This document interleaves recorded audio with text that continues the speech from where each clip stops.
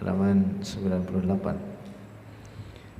Qala al-imam, telah berkata oleh al-imam al-Harari radhiyallahu anhu, al-awliya'u, bermula para wali Allahum, mereka al-awliya, al-mu'minuna, itu orang-orang mukmin, al-mustaqimuna, yang istiqamah oleh mereka, bi ta'atillahi, dengan taat kepada Allah, ai artinya al-mulazimuna, yang melazimkan oleh mereka, li ta'atihi, bagi taat kepada Allah. Itu definisinya wali Allah gitu, ringkas.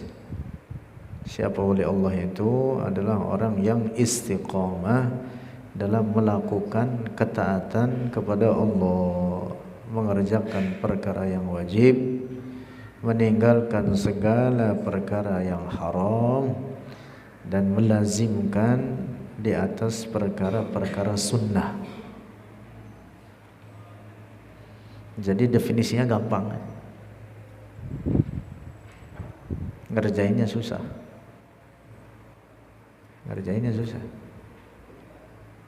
Terutama dalam meninggalkan perkara yang haram, di mana itu adalah menuntut kesabaran yang lebih di atas mengerjakan perkara yang wajib. Sehingga dalam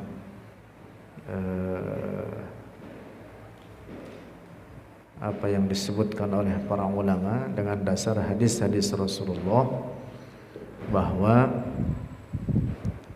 bentuk sabar yang paling berat adalah as-sabru 'anil muharramat, sabar di atas meninggalkan perkara-perkara yang haram.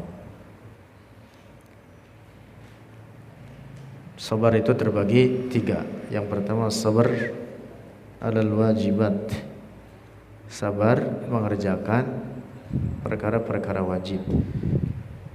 Yang kedua, as-sabru 'anil muharramat, sabar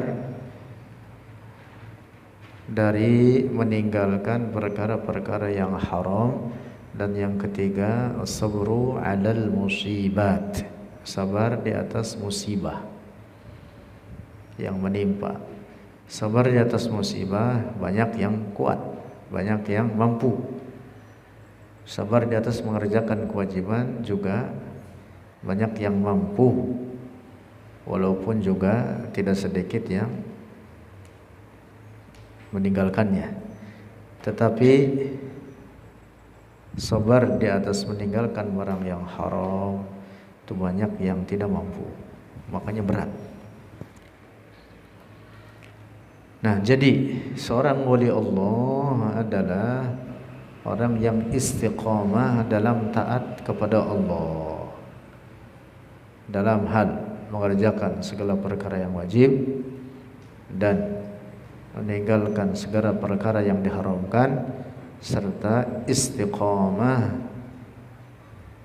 konsisten dalam mengerjakan pekerjaan-pekerjaan yang sunnah, memperbanyak pekerjaan-pekerjaan yang sunnah.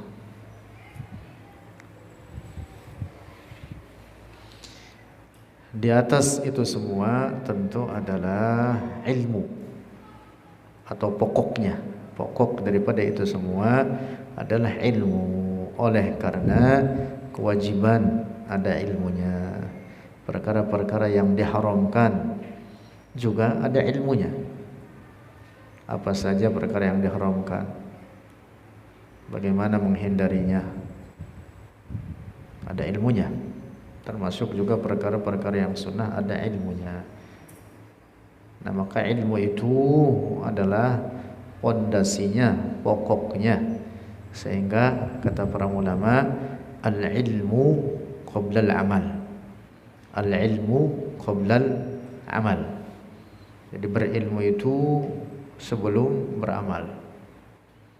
Sebab kalau beramal tanpa ilmu, maka amalnya itu bisa menjadi sia-sia. Wa kullu man bighairi ilmin ya'malu a'maluhu mardudatun la tuqbalu. Orang yang beramal dengan tanpa ilmu, maka maka amalnya mardudatun, tertolak, la tuqbalu, tidak diterima. Karena bisa jadi menyalahi ajaran yang ada. Dia bertujuan mengamalkannya tapi malah menyalahinya tanpa dia sadari, kalau tanpa ilmu. Tapi tambahan sedikit penting, orang yang mendatangkan syarat-syarat dan rukun, misalkan terkait sholat, maka sholatnya sah walaupun dia di beberapa bagian tidak hafal secara rinci terkait rukun, tetapi dia faham ini rukun, ini wajib kerjakan, tetap salatnya sah. Nah, tentu yang lebih detail faham terkait kewajiban-kewajiban itu lebih baik, sehingga dia amalnya betul-betul didasarkan kepada ilmunya. Lanjut, lahum, bagi mereka para wali Allah, karamatuhum, karamat mereka, keramat mereka para wali Allah, ay annahu, bahasanya tazharu, nampak, ala aidihim, atas tangan-tangan mereka, khawariqu adatin, perkara-perkara di luar adat, di luar adat kebiasaan.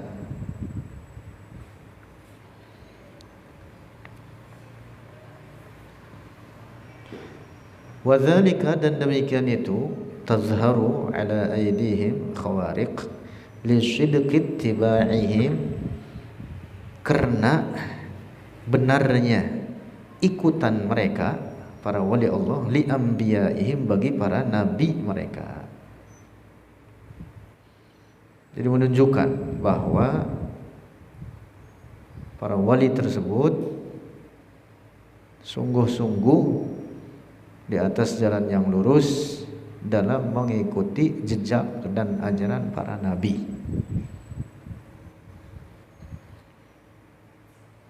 Begitu para wali tersebut. Karamah itu secara bahasa artinya kemuliaan. Jadi bahasa Indonesia keramat, makna harfiahnya artinya kemuliaan. Secara syara atau dalam tinjauan ajaran agama kita, karamah itu amrun khariqun lil adah, adalah perkara yang di luar kebiasaan, yang nampak, alladzi yazharu ala yadi al-wali, yang nampak pada tangan seorang wali Allah.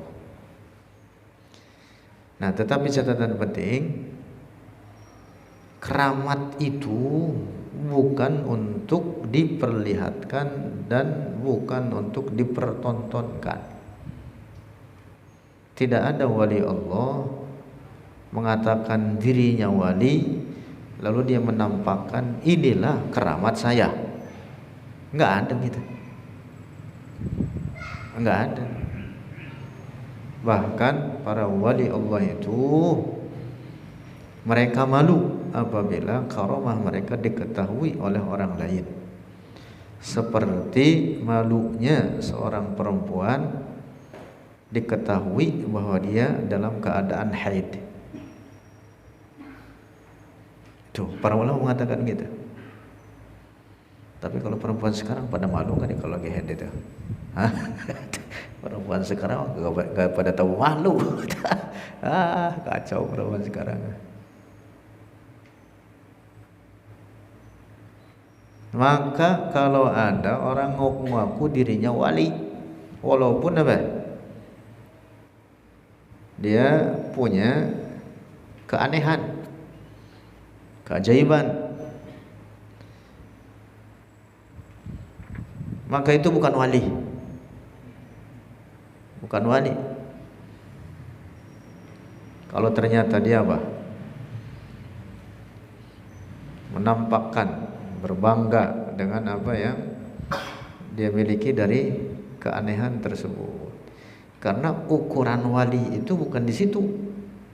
Ukuran wali itu di mana? Itu tadi adalah dalam ketaatan kepada Allah.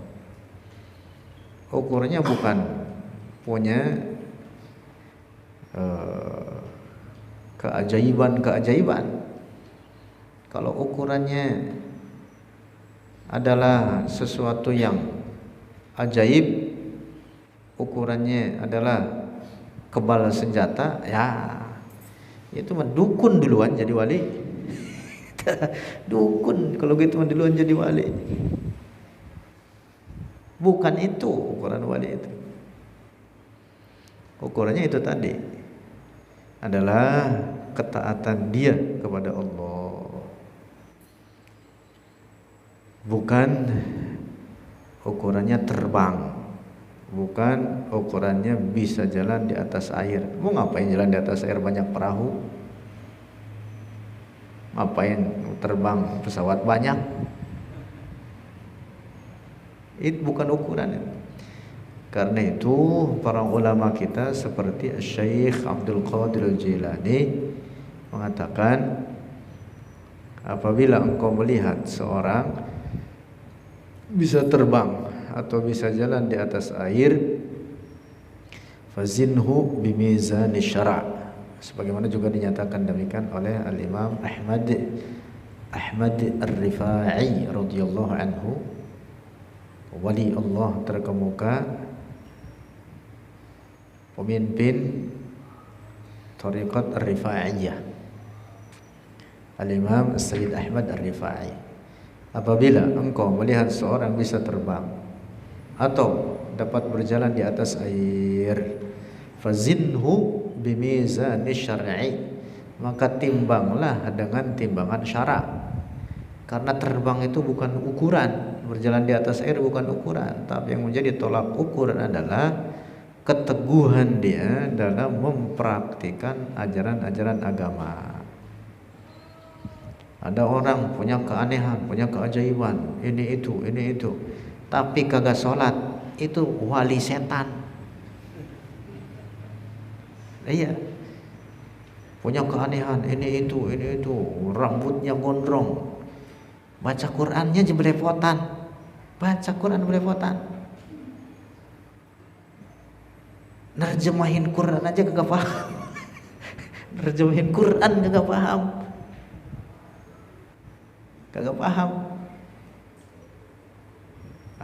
Itu sih bukan wali, itu mah digangguin jin, itu dia, temannya setan. Kagak paham praktik sholat, kagak paham syarat dan rukun, kagak pernah ngaji, kagak paham perkara-perkara yang wajib sesuai tuntunan syara'. Walaupun ini orang punya keanehan, maka sebenarnya itu orang apa ya? Wali setan. Wali setan itu ya. Setan betul itu dia. Setan betul. Apalagi ditambah mengerjakan barang-barang yang diharamkan, ninggalin kewajiban. Jangan dipercaya orang kayak gitu itu. Karena tuntunan agama ini sangat jelas. Ya, tuntunan agama ini sangat jelas. Al-Imam Al-Junaid Al-Baghdadi, Sayyidut Ta'ifati Sufiyah, Sayyid At-Ta'ifah Sufiyah, pimpinan para ahli tasawuf. Para ahli tasawuf, pucuk pimpinan para ahli tasawuf, muaranya kepada beliau, ke atasnya itu. Maka di zamannya beliau adalah pimpinan, Sayyidut Ta'ifati Sufiyah fi asrihi. Ya tentu ke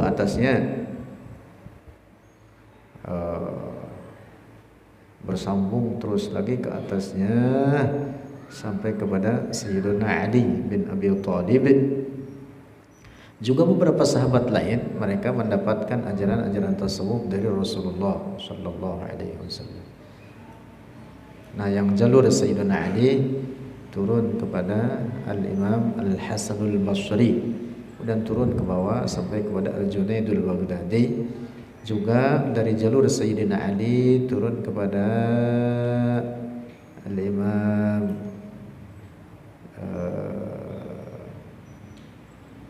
Al-Husain dan Al-Hasan, kemudian turun ke bawahnya terus kepada Ali Zainal Abidin, Ali bin Al-Husain bin Ali bin Abi Thalib, lewat keturunan Rasulullah sallallahu alaihi wasallam, kemudian ke bawahnya juga bersambung kepada Imam Al-Junaid Al-Baghdadi. Nah, Imam Junaid berkata, "At-tariq ila Allah masdudatun illa 'alal muqtafina athara Rasulillah." Semua jalan menuju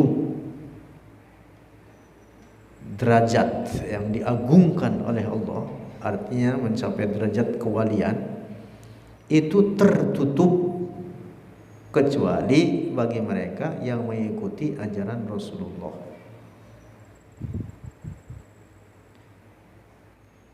Ajaran Rasulullah, yaitu ajaran Al-Quran dan sunnah Rasulullah, ajaran Rasulullah sallallahu alaihi wasallam. Maka siapa orang yang dia menyimpang dari ajaran Rasulullah tidak akan pernah sampai kepada derajat yang tinggi, bahkan dia dihinakan oleh Allah.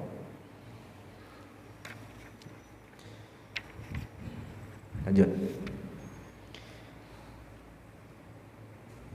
Wa annahum, dan sesungguhnya mereka para wali Allah, ada darajatin, di atas beberapa derajat. Ba'duha, sebagiannya derajat, arfa'u min ba'din, lebih tinggi daripada sebagian yang lain. Nah, jadi wali itu bertingkat. Ada wali itu bertingkat.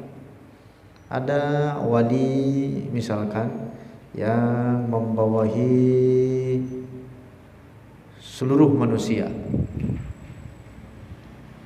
Wah, itu pimpinannya dah itu. Ada wali misalkan di negara tertentu membawahi negara tersebut. Ada wali yang wilayahnya lebih kecil daripada itu. Terus ke bawah. Ada namanya istilahnya Qutbul Qaryah. Qutbul Qaryah itu ya wali kampung kan. Ya sekampung itu dia walinya. Ya, enggak tahu nih karyawan 3 ini. Siapa ini? Supri atau siapa ini? Supri. Enggak ada yang tahu gitu, Allahu a'lam. Ya, Bre. Ada Qutbu Al-Qaryah, macam-macam itu, lebih tinggi tingkatannya. Nah, jadi para wali itu bertingkat.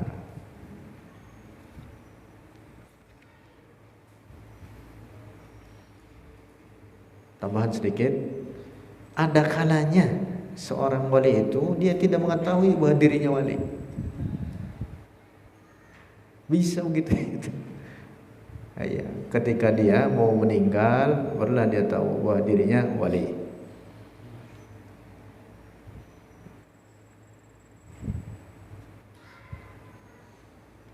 Dan derajat seseorang itu bagi Allah tidak ada yang tahu kecuali Allah.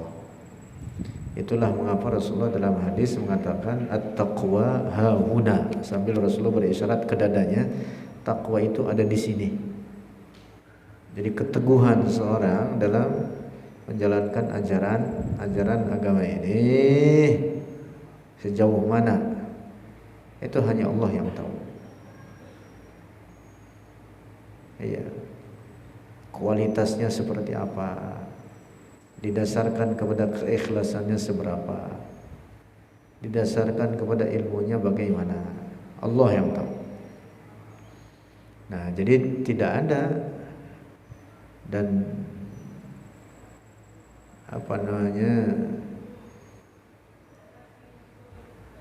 tidak dibenarkan seseorang mengatakan dirinya lebih alim atau lebih soleh, maksudnya lebih bertakwa, lebih tinggi derajatnya dibanding yang lain.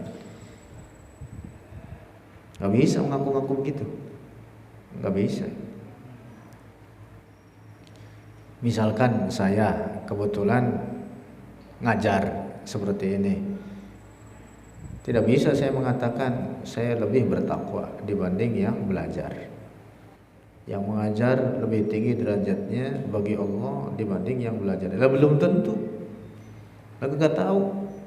Urusan hati, urusan Allah. Nah, jadi setiap orang dari kita punya tingkatan masing-masing. Dalam Quran firman Allah, kullu firman Allah depannya itu lahu maqamun ma'lum. Jadi setiap orang itu memiliki maqam, tingkatan yang diketahui oleh Allah. Masing-masing ada di tingkatan mana. Huma indana lahu maqamun ma'lum. Ayatnya apa itu? Iya gitu ya.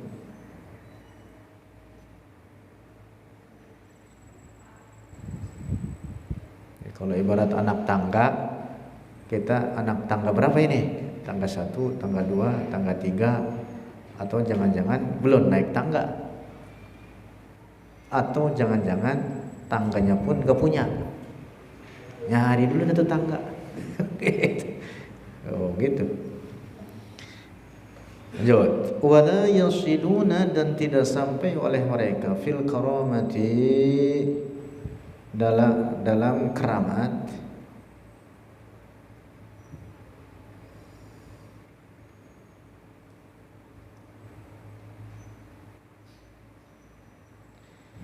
ila husuli waladin bila abin, hingga terhasilkan seorang anak dengan tanpa ayah. Nah, kalau ini nggak ada nih, nggak ada yang sampai kepada keramat seperti itu. Para wali Allah menjadikan seorang anak tanpa ayah. Ini catatan penting ini.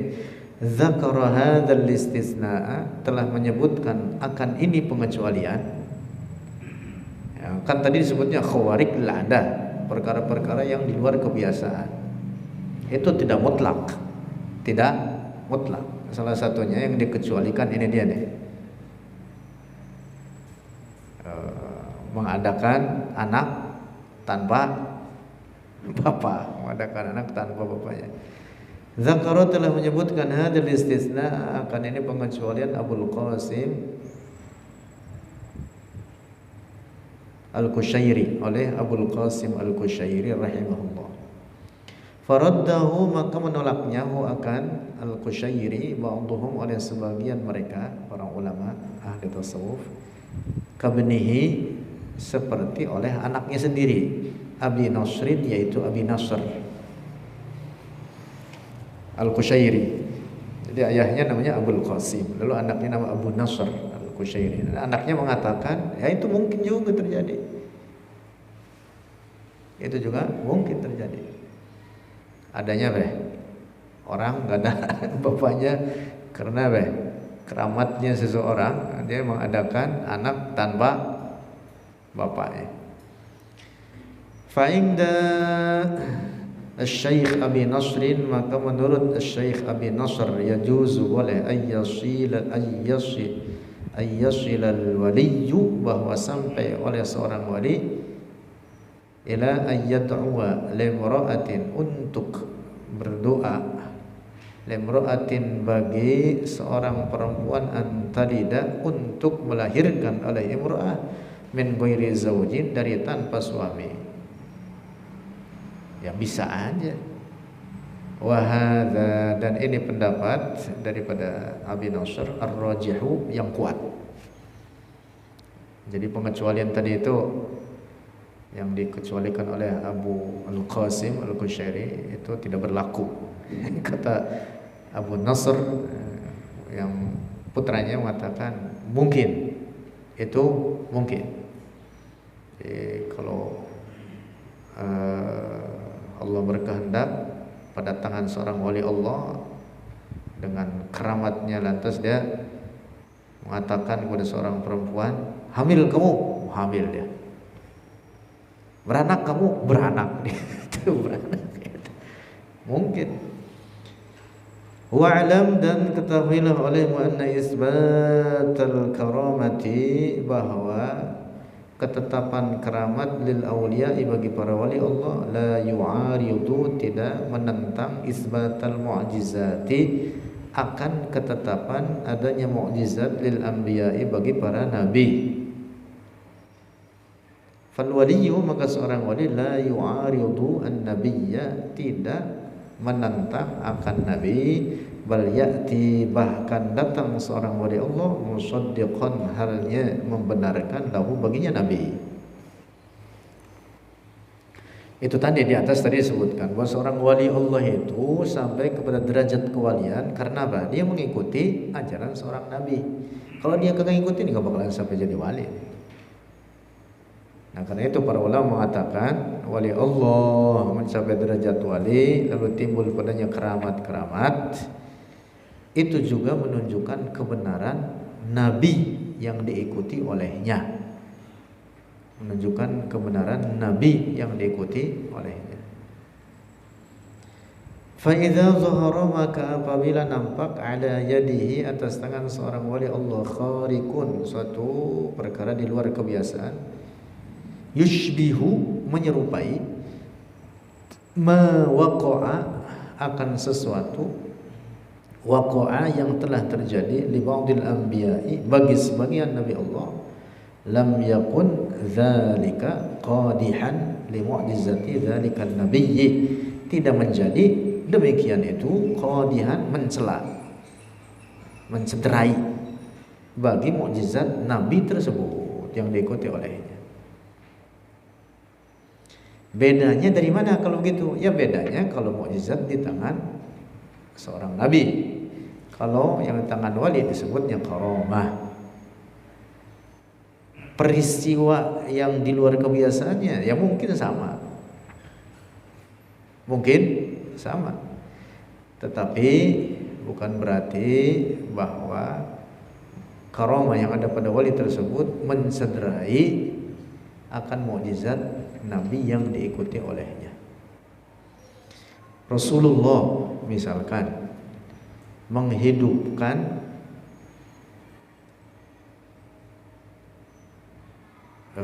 binatang yang sudah mati, yaitu ad-dabb. Ad-dabb itu ya semacam bentuknya semacam kadal padang pasir gitu. Mati kemudian dihidupkan oleh Rasulullah, dan itu ad-dabb bersaksi dengan ketuhanan Allah dan kerasulan Nabi Muhammad di hadapan orang-orang kafir. Hidup lagi itu.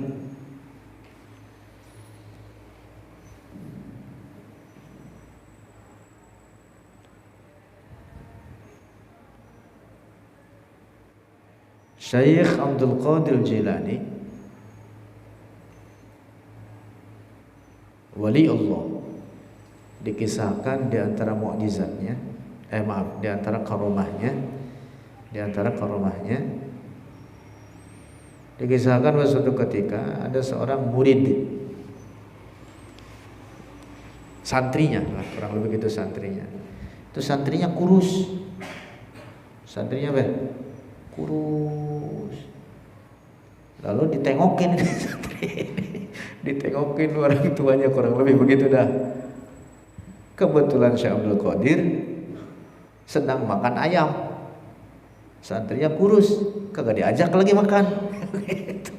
Kagak diajak lagi makan. Wah, sampai kemudian wali santri ini dia apa? Merasa heran. Bagaimana muridnya kurus, gurunya makan ayam. Udah gitu gurunya derajatnya tinggi lagi, wali Allah. Tiba-tiba ketahuan oleh Syekh Abdul Qadir apa yang terlintas dari orang tua santri ini. Kata Syekh Abdul Qadir apa? Setelah makan tinggal tulang belulang, kemudian apa?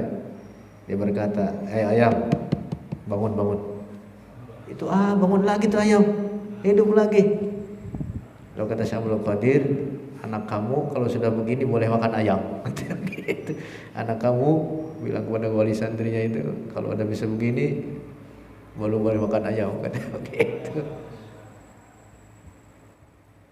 Nah kalau santri sini kalian ini ya kagak bisa begitu, makan ayam mulu. makan ayam mulu. Bahkan gurunya pun kagak bisa ngidupin ayam yang udah mati, makan ayam juga. Makan ayam juga. Berarti bukan rombongan wali kita ini, rombongan apa? Rombongan jauh di bawah para wali. Dalam riwayat lain ada seorang perempuan mengadu kepada Syekh Abdul Qadir, anaknya dimakan buaya. Nangis dia, nangis. Kemudian Syekh Abdul Qadir menanyakan di mana buayanya. Kemudian dibawa ke kali sungai besar. Kemudian dari pinggir sungai tepuk-tepuk itu airnya itu. Nah, buaya yang makan anak perempuan ini siapa? Keluar buaya besar. Kata Syekh Abdul Qadir, keluarin. Dikeluarin anaknya, hidup lagi anaknya. Hidup lagi anaknya itu. Oh, gitu itu. Masya Allah. Banyak karamah tangan para wali Allah.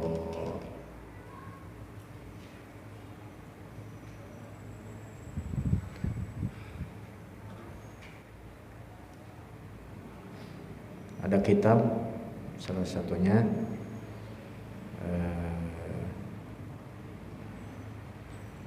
karya Syekh Abdul Wahhab Asy'arani. Judul kitabnya namanya At-Tabaqatul Kubra. Di dalamnya adalah penyebutan biografi para wali Allah, orang-orang saleh. Dan di dalamnya itu banyak disebutkan kisah-kisah keramat. Banyak sekali gitu. Dan aneh-aneh, memang juga keramat barang aneh. Banyak sekali itu. Keanehan-keanehan di dalamnya itu. Masya Allah. Lalu ada lagi kitab namanya Jami' Karamatil Auliya. Ya sesuai judulnya.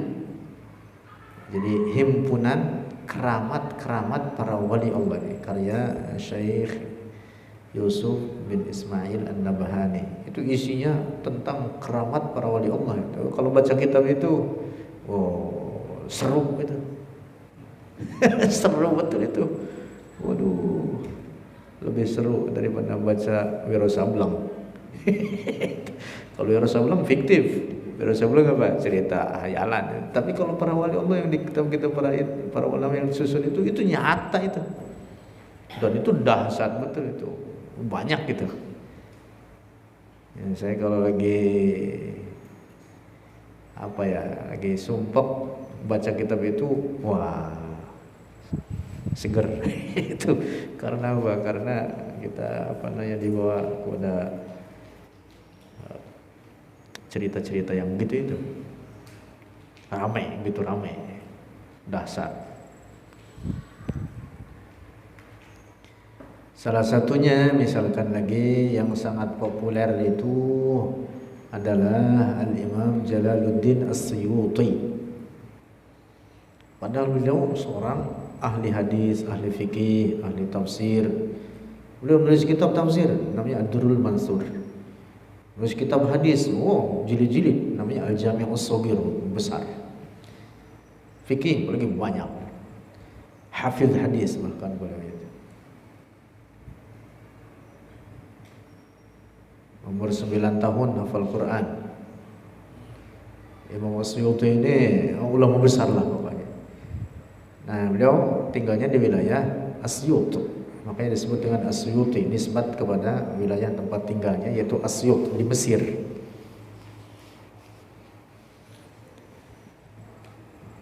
Jadi nisbat beliau disebut As-Suyuti atau Al-Asyuti. Jalaluddin dikenalnya atau gelarnya Jalaluddin, itu gelar itu. Kalau kita mendapati nama-nama semacam itu gelar. Jalaluddin, Muhyiddin, Syamsuddin. Jadi gelar para ulama itu. Kalau kita di sini Syamsuddin, oh, nama asli Syamsuddin. Iya. Najmuddin, Qutbuddin. Misalkan Syekh Abdul Qadir digelari dengan Muhyiddin. Nah, Imam Suyuti digelari dengan Jalaluddin. Itu dikenal wali Allah dan populer keramat beliau. Salah satunya beliau satu waktu berkata kepada salah seorang muridnya untuk sholat di Masjidil Haram. Mau enggak kau sholat di Masjidil Haram?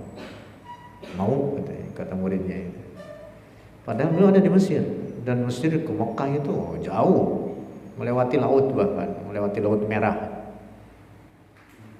jauh, bahkan lain benua. Mesir di benua Afrika. Lalu dibawalah oleh Imam Suyuti, kemudian berkata kepadanya, mari kita melangkah, pejamkan mata. Engkau pejamkan mata, jangan dibuka kecuali kalau saya suruh.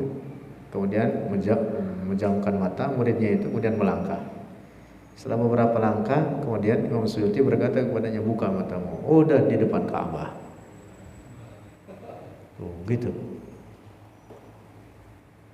Kalau kita merem, melangkah, Frik, ayo merem, jalan, nabrak tiang.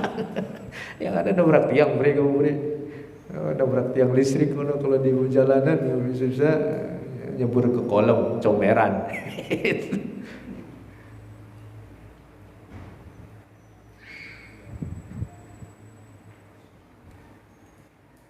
Keramat itu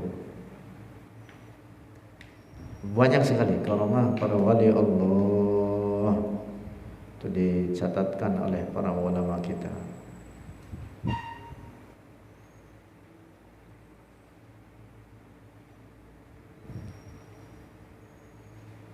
Masya Allah, banyak sekali.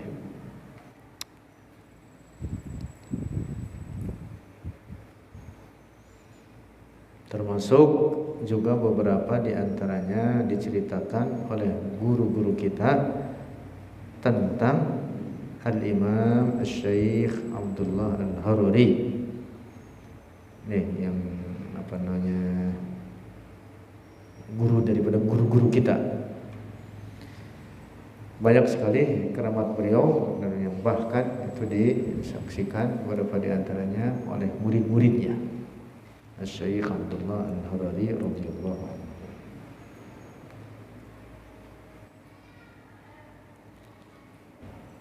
Wallahu a'lam bishawab.